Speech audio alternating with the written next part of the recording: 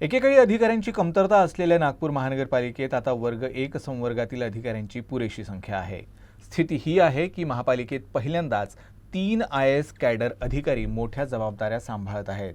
महापालिकेत नुकत्याच रुजू झालेल्या 2 अतिरिक्त आयुक्तांना विभागांचं वाटप करण्यासोबतच त्यांचे अधिकार देखील वाढवण्यात आले आहेत। यामुळे कामात तेजी येऊन मनपा आयुक्तांवरचा कामाचा ताण देखील कमी होणार आहे।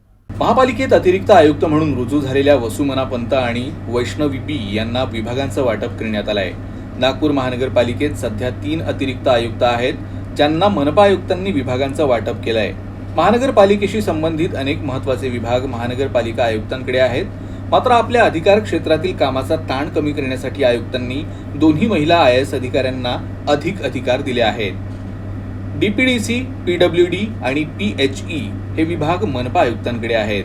मात्र आयुक्तांनी या विभागांशी संबंधित 25 लाख रुपयांपर्यंतच्या कामांना प्रशासकीय मान्यता आणि निविदा देण्याचा अधिकार वसुमना पंत आणि वैष्णवी बी यांना दिला आहे।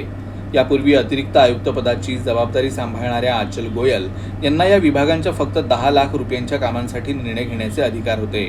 मात्र आता 25 लाख रुपयांपर्यंतच्या कामांसाठी हे अधिकार देण्यात आले आहेत। आयुक्तांच्या या निर्णयामुळे आयुक्तांवरील कामाचा ताण कमी होऊन प्रशासनाच्या कामालाही गती मिळणार आहे।